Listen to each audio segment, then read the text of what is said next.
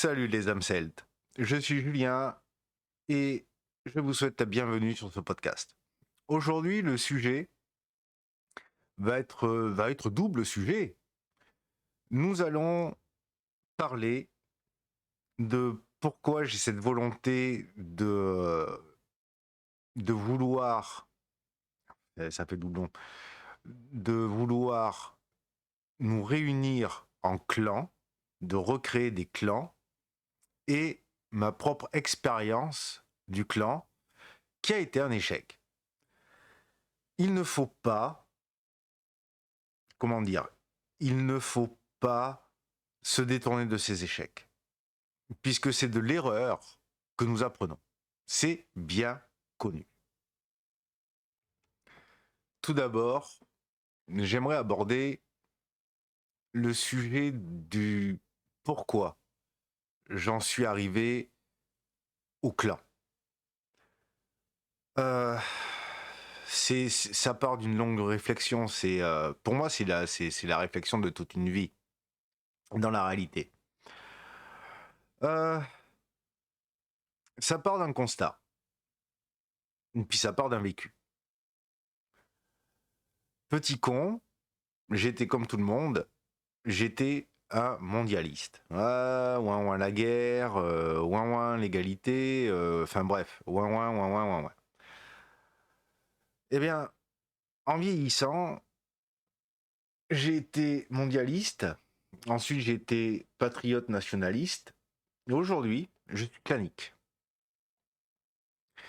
On voit déjà dans le vocabulaire la différence des mots.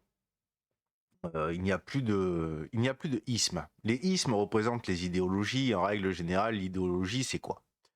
L'idéologie, dans sa nature, a cette formidable tendance, j'ai envie de dire, à vouloir tordre le réel pour qu'il colle à son idée. Or, le réel étant d'essence divine, les lois naturelles, le réel prend toujours ton idée et lui expliquera que, alors non, en fait, ton idée, elle ne colle pas avec moi, donc tu vas prendre 2 claques dans ta gueule et ça ne fonctionnera jamais. Voilà. Et donc, le clanique n'est pas un mohaïsme, ce n'est pas une idée. Non. Je pense même que c'est factuel et, pour en revenir et coller au dernier podcast, ça, ça rentre dans la conception, dans la réalisation de la pyramide de Maslow qui répond aux différents besoins primaires de l'être humain. Voilà. Donc je suis parti du premier constat qui est que nous vivons dans une espèce d'empire occidental qui, dans sa tentacularité, est arrivé à nier les identités. À l'heure actuelle, nous vivons dans un empire consumériste où on veut intégrer toutes les minorités et leur proposer quelque chose à vendre. Alors, à l'heure actuelle, nous voyons en France que voilà, la minorité musulmane, enfin minorité qui devient de plus en plus une majorité, a ses petits produits avec et ses grands débats, la baya, le burkini.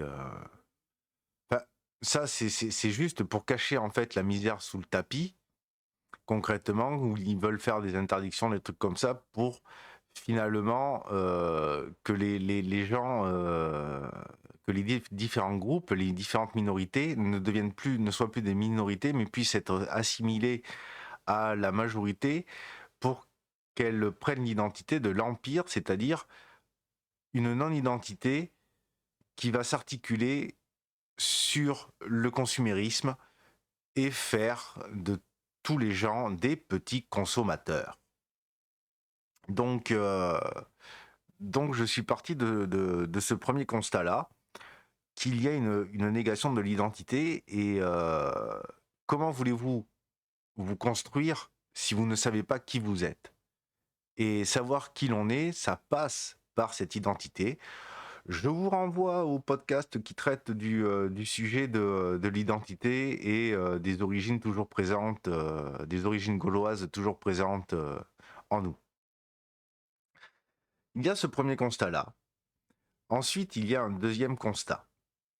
L'empire occidental, cette espèce d'empire du rien, pour citer Jack Donovan, cette espèce d'empire du rien veut artificiellement nous faire croire que nous appartenons tous à un même monde uni et nous devons faire attention à des gens que nous ne connaissons ni d'Adam ni d'Ève.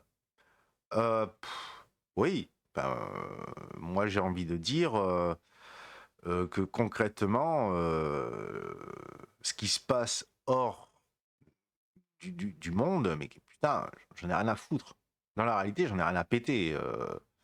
Ça n'a pas plus d'incidence sur ma pauvre vie que ça. Hors guerre économique, bien entendu, l'inflation, machin, patin couffin, la dette, oui. Oui, c'est des considérations géopolitiques auxquelles nous devons faire attention et qui a un impact réel sur nous. Mais concrètement, l'Africain qui crève de faim au fin fond de l'Éthiopie, non, il n'y a pas de... Il y a pas.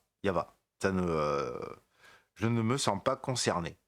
On veut artificiellement me concerner par la propagande télévisuelle qui joue sur qui va jouer sur notre pathos, sur nos émotions, afin de nous faire croire un sentiment de fraternité, de compassion, qui n'est en fait pas de la compassion, mais bel et bien de la pitié. Alors ça, c'est un outil qui nous vient directement, je pense, de la pensée religieuse, des pensées religieuses monothéistes qui se veulent aussi universalistes et mondialistes. Et oui, puisque il y a pareil, destruction des identités propres par la conversion, et donc, toujours pareil, négation des identités. Or, non, ça ne fonctionne pas. Et d'ailleurs, je vous renvoie tous à votre petite Torah illustrée ou votre Bible, mais particulièrement la Torah, l'épisode de Babylone, où depuis, le réel, il a dit non, mais en fait, vous n'êtes pas unis, les gars. Allez vous faire enculer. Ça marche pas comme ça, je suis pas d'accord. Voilà. Voilà. Et donc, ça aussi, c'est quelque chose que je trouve d'artificiel, où on veut nous faire prendre soin de gens que nous ne connaissons ni d'Adam ni d'Ève, que nous ne verrons jamais de notre vie. Et c'est très occidental de vouloir. C'est très occidental, c'est très monothéiste de vouloir apporter cette espèce de révélation, cette espèce de vérité, cette espèce de fausse compassion au monde entier pour les civiliser, pour les démocratiser, pour, euh, pour ne faire plus qu'une seule et unique chose qui ne fonctionne pas selon les peuples. Dire, c'est aussi simple que ça. Donc c'est le deuxième constat. Et il y a le troisième constat qui en découle justement, puisque je pense que c'est une des causes de cette artificialisation de, de vouloir nous faire prendre l'intérêt pour des peuples qui ne nous concernent pas et auxquels, au fond de nous, nous n'avons rien à faire.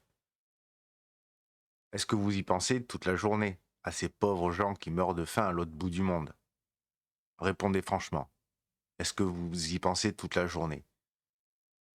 Quand vous regardez votre frigo le soir, est-ce que la première pensée, quand vous faites vos courses, quand vous ouvrez votre frigo, c'est «Oh les pauvres, je vais leur envoyer quelque chose»? Non. Parce que, croyez-moi que si vous y pensiez, il n'y aurait pas besoin d'avoir 3 putains de bénévoles au, au supermarché du coin pour vous demander, comme un putain de Roumain, comme un putain de Rome, s'il vous plaît, donnez la bouffe pour bébé. Non, non, ça n'existerait pas. Ils n'auraient pas besoin de le faire, vous enverriez vous-même la bouffe. et vous enverriez vous-même des chèques, si vous en aviez quelque chose à carrer. Voilà. Et donc la cause à ça, c'est la technologie du déplacement. Les frontières ont cette fâcheuse tendance, grâce à la technologie, d'avoir disparu.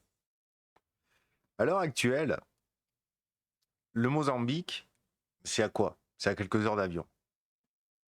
New York, c'est 8 heures, c'est 8 heures d'avion. Le Japon, pour le dépaysement le plus complet, c'est pareil, hein, c'est quelques heures d'avion. L'Inde, c'est quelques heures d'avion.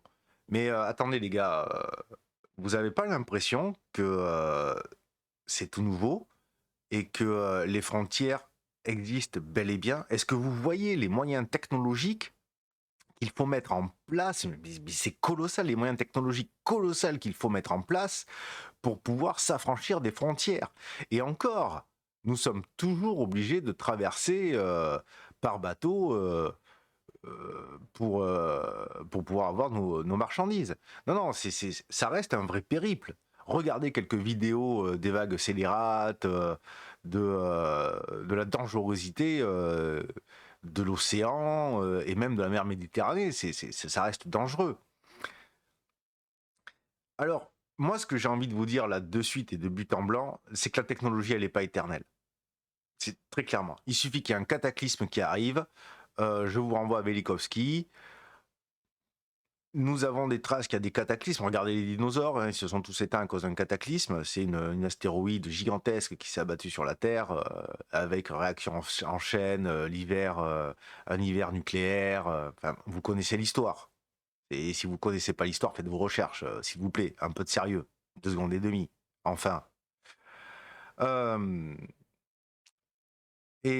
que je disais, c'est que la technologie, elle n'est pas éternelle.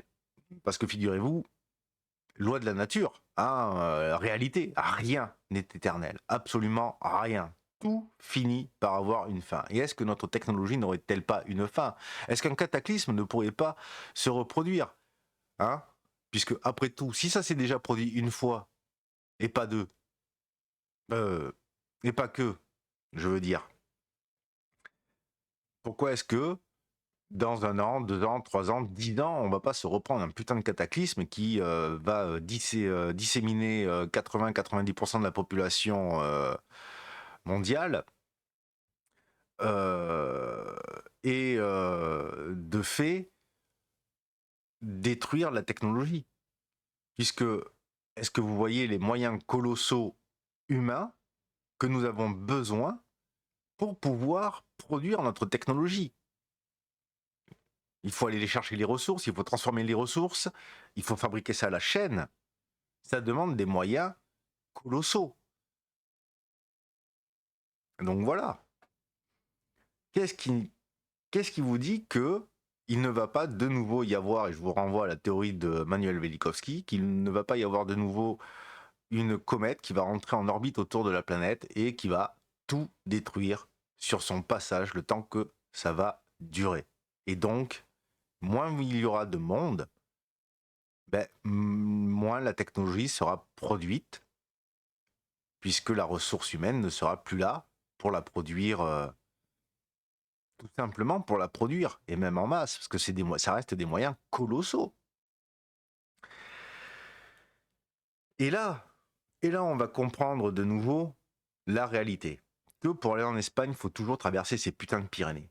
Que pour aller jusqu'à Rome, il faut traverser cette putain de chaîne de montagnes qu'on appelle les Alpes. Et là, je vous renvoie à l'expérience de Céleste Grant à travers sa série Le Pionnier. Ouais. Ça va vous remettre un petit peu les idées en place.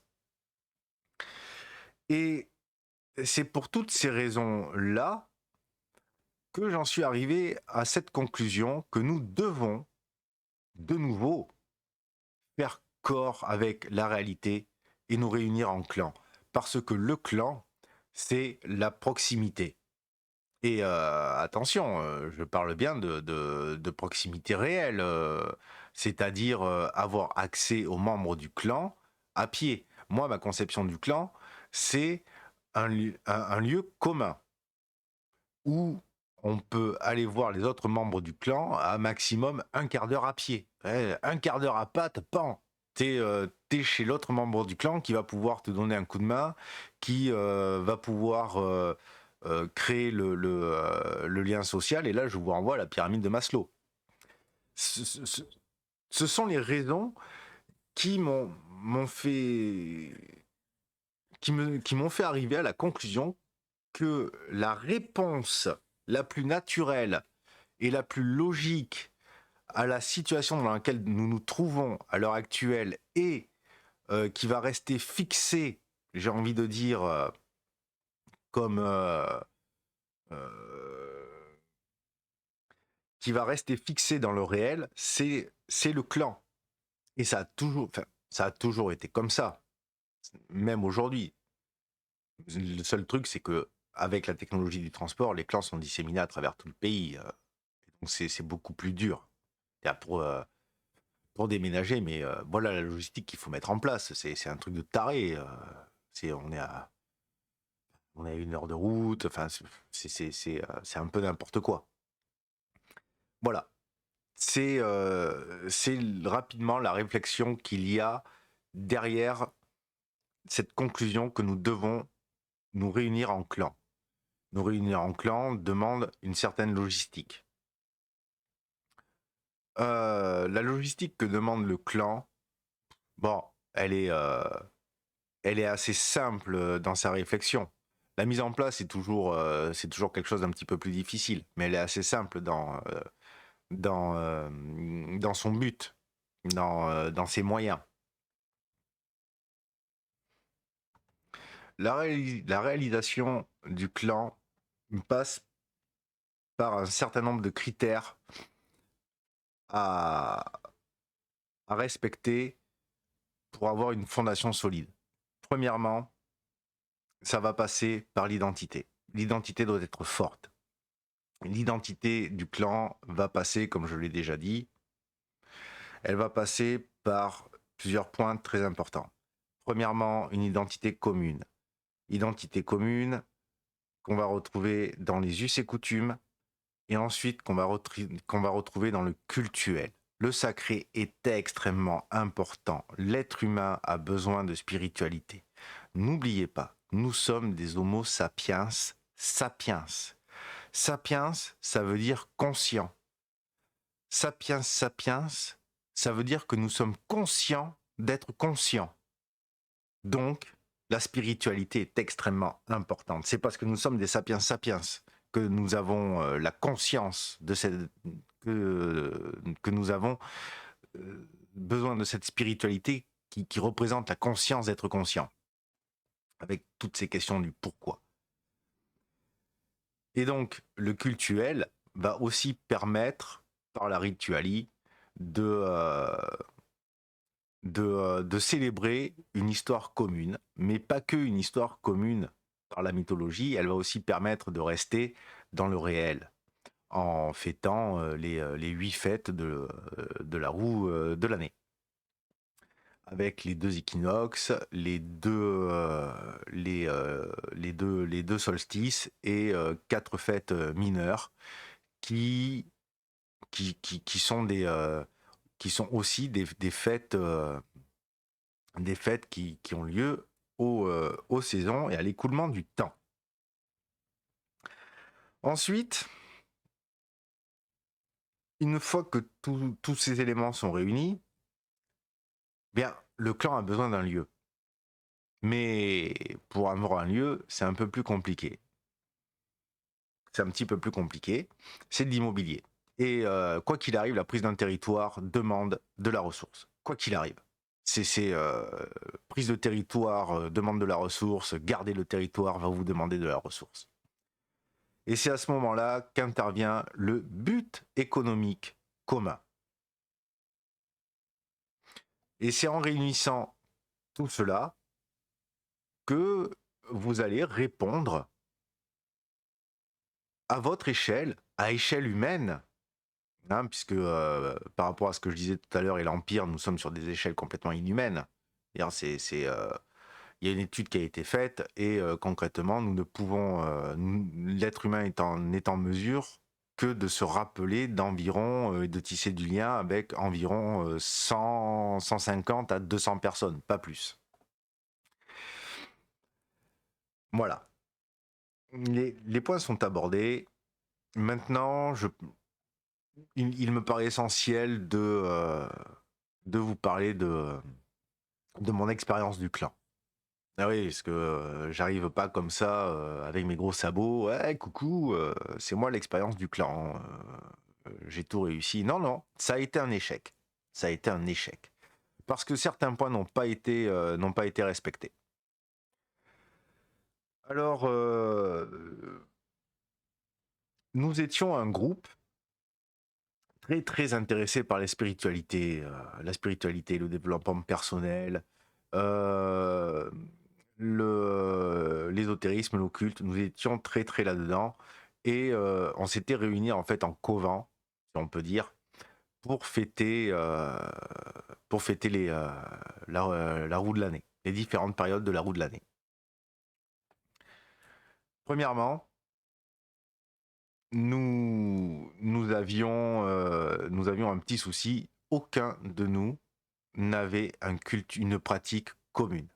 Alors, mis à part les fêtes, où c'était juste un rassemblement, et heureusement c'était pas le rassemblement du corbeau, on s'est bien éclaté, dans tous les sens du terme, on s'est bien amusé, on a bien vu, on a bien mangé, putain c'était sympa, c'était vraiment très sympa.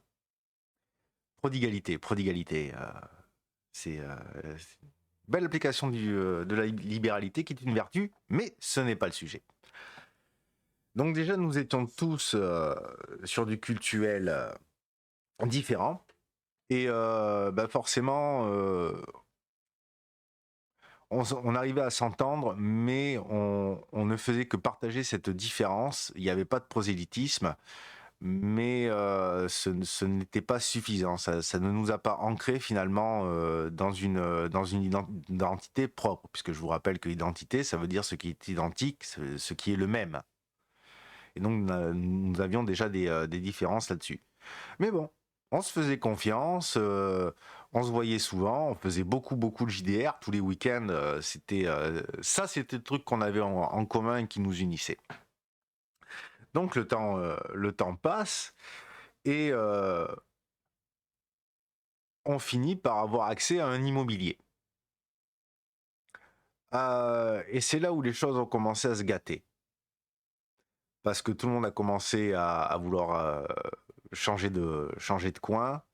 On s'est physiquement éloignés les uns des autres. Déjà qu'on était physiquement vachement éloignés. Moi, ça m'a coûté 2 reins, 3 bras. Je crois qu'ils s'en sont jamais rendus compte de ce que ça me coûtait. Alors, imaginez-vous s'ils ne se sont pas rendus compte de ce que ça me coûtait à moi. Alors, vous pensez bien que s'ils se rendent pas compte de ça, qu'est-ce qu'on peut se rendre compte des pauvres petits Africains qui crèvent de faim ou des pauvres Ouïghours qui se font défoncer la gueule? Qu'est-ce qu'on peut bien en avoir à branler? Hein? Encore une fois, on va revenir au réel. Bref. Et donc on finit par avoir accès à la possibilité d'avoir un immobilier. C'était une ferme avec des dépendances que l'on pouvait rénover. Ah ouais. Et c'est là où ça pose problème. Ah, on était super bien dans ce coin, c'était vraiment sympa. Ah, le seul problème, c'est que ça demande de la ressource. Et puis bien, hein, la ressource, ça aurait demandé plusieurs centaines de milliers d'euros juste pour avoir l'équipement. Et c'est là où il aurait fallu qu'on franchisse le pas et qu'on arrête de penser en individu et qu'on mette nos ressources en commun pour pouvoir monter une structure économique commune afin de dégager un bénéfice dans, euh, dans le but de pouvoir retaper cet immobilier afin de s'y installer et d'être à proximité les uns des autres. Alors pour ça on avait confiance, on savait qu'on n'allait pas tout le temps se retrouver à prendre l'apéro tous les 4 matins, qu'on n'allait pas squatter, c'est pas notre tempérament, on est des Gaulois donc on a une tendance à l'individualisme, à l'individu. l'individualité. Voilà, on va sortir des mots en isme. Et ce que nous devions faire, nous ne l'avons pas fait. Nous n'avons pas réfléchi à... Parce que le bien immobilier, il n'allait pas disparaître. Hein. Ça, c'était pas un problème, on n'était pas pressé par le temps. Non, non. Ce qui était pressé par le temps, c'était d'avoir un flux monétaire afin de pouvoir réaliser les travaux que nous avions besoin. Et ça, ouh, nous ne l'avons pas fait. Nous ne sommes pas passés par cette étape-là.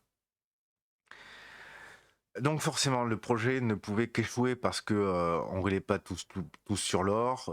Faire un prêt, vous pensez bien que faire un prêt sur 30 ans, c'est pas possible. C'est faire un prêt pour une maison, ce n'est pas les mêmes. Ça ne demande pas les mêmes moyens financiers qu'être simplement locataire. Là, c'est pas du tout la même chose. Créer une SCI, etc., c'était pas un problème en soi. Non, non.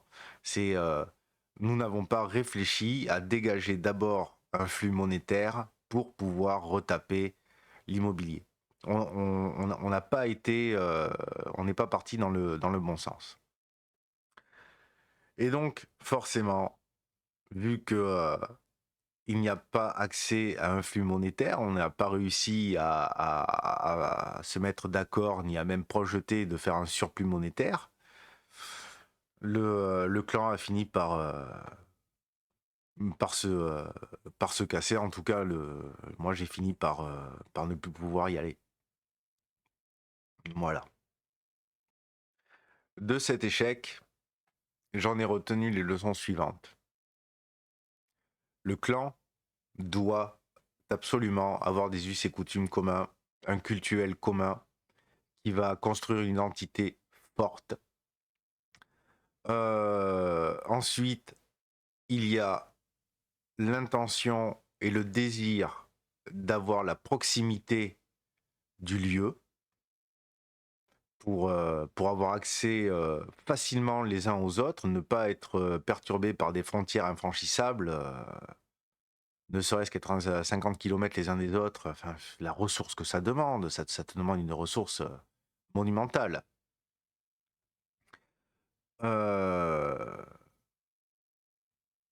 Donc ensuite, un projet comme je disais, un projet de lieu commun où nous sommes à proximité réelle les uns des autres. C'est-à-dire que moi, dans ma conception, c'est grand maximum à un quart d'heure à patte, t'es chez l'autre membre de ton clan. Et pour pouvoir réaliser cet immobilier, eh bien, la première étape, c'est d'avoir la capacité de rentrer dans un flux monétaire pour pouvoir dégager un bénéfice économique afin de construire cet immobilier. Et moi, j'y vois plein d'avantages à cet esprit d'entrepreneuriat, puisque à l'heure actuelle, dans notre pays, eh bien, il y en a qui vont pouvoir continuer à travailler et garder leurs ressources quand ils sont en CDI. Et forcément, ben, ça te demande plus de travail. Oui, tu fais des heures sup, mais c'est la vie. Plus de travail pour pouvoir pérenniser ton entreprise. Et d'un autre côté, tu vas avoir ceux qui touchent le chômage ou le RSA qui vont pouvoir consacrer un plein temps au développement de cette entreprise. Ainsi, on dégage un surplus monétaire qui permet qui permet de construire cet immobilier. Alors, l'entrepreneur, cette volonté entrepreneuriale, enfin, tous les moyens sont bons. Moi, je vais respecter le ne fais rien de nocif et exerce-toi la vertu comme ligne directrice pour la construction de cette entreprise. Mais même le dropshipping, il y a moyen de moyenner. Voilà, les ressources en commun, il y en a qui s'occupent du service client, etc. Et puis tu fais grossir la chose. Et puis voilà, il suffit juste d'avoir la bonne idée et de mettre les moyens en place en commun. et de se dire que les, euh, les bénéfices engrangés seront utilisés dans un but commun. C'est une vision commune. Et c'est ça qui nous a manqué dans notre clan. C'est cette vision commune. C'est ces buts communs. C'est un commun, en fait, où le clan. euh, le clan nous dépasse. C'est à ce moment-là, c'est ça, c'est où le clan nous dépasse et devient un objectif plus grand que nous-mêmes. C'est une réalisation humaine. Ah, voilà. Je vous ai raconté mon histoire.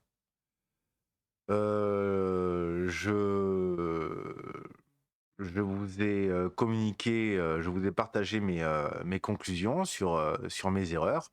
Et maintenant, je ne ferai pas les mêmes erreurs. Je suis toujours à la recherche de refaire un clan.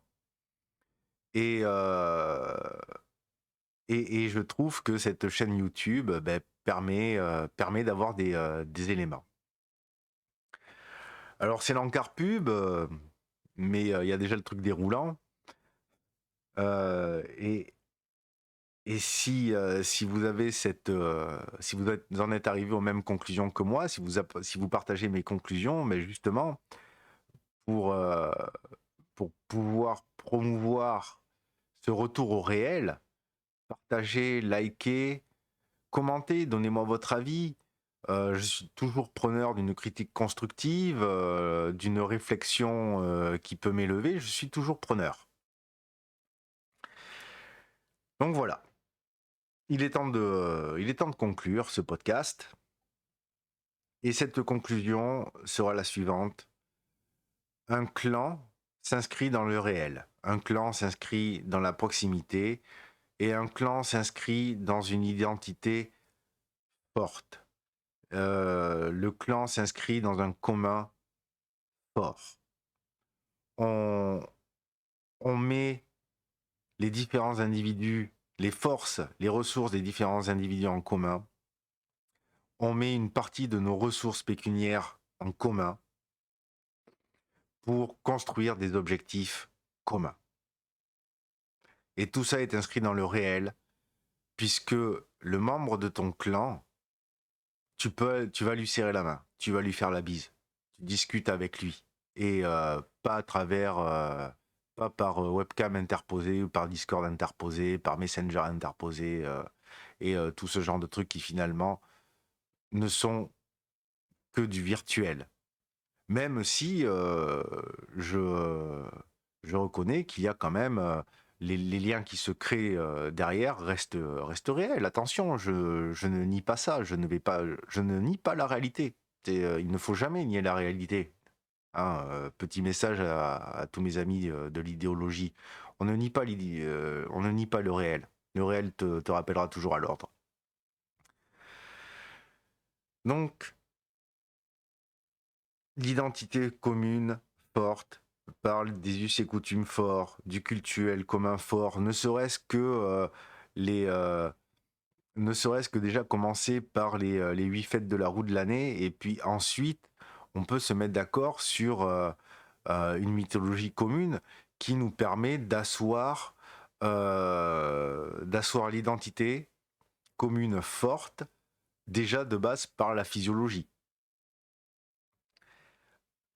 Ensuite, penser à la prise d'un territoire, et prendre un territoire demande des ressources, donc il faut créer la ressource. Et ça, c'est le moment de l'objectif entrepreneurial commun.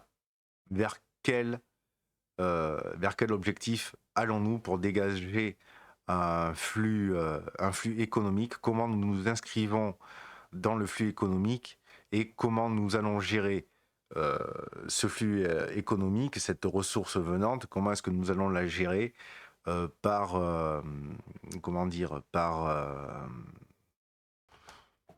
l'interaction avec les autres groupes, les autres clans. Oui, parce que ça, j'ai oublié de le dire dans mon introduction, mais le réel nous rappelle que c'est toujours une confrontation. Vous prenez notre empire, c'est quoi? C'est différents États qui sont en confrontation les uns contre les autres. C'est des corporations internationales qui se battent les unes contre les autres. C'est une guerre économique à l'heure actuelle, une guerre de l'information, une guerre de la propagande. Et nous avons les États qui se battent contre les corporations qui se battent contre les États, les corporations qui se battent entre elles, etc., etc. Et une fois que vous avez mis cette création monétaire, ce flux monétaire, eh bien là, vous pouvez dépenser votre ressource pour pouvoir prendre un territoire commun. Et là, vous allez ancrer dans le réel la réponse, euh, le remplissage des différents besoins primordiaux humains que nous retrouvons dans la pyramide de Maslow. Voilà. Ce podcast est maintenant terminé. Je refais la pub. N'oubliez pas de vous abonner, de partager, de liker et de commenter. Ça a été un plaisir de faire ce podcast qui est un petit peu... qui est fait complètement à l'improviste. Sans déconner, j'ai aucune note, j'ai rien du tout, j'ai que dalle. Je travaille beaucoup. En ce moment, je fais du 10 heures par jour. Et samedi, dimanche, je bosse. Voilà, c'est la récolte, c'est les vendanges, c'est l'agriculture. Et l'agriculture, tu restes dans le réel, hein, crois-moi. Tu restes dedans. Écoutez les âmes celtes, ça a été un plaisir de retrouver. Euh, et et j'ai envie de dire que les dieux soient avec vous et qu'ils fassent bouillir votre sang pour que vous puissiez remplir vos objectifs. Allez les âmes celtes, je vous dis à bientôt. Ciao.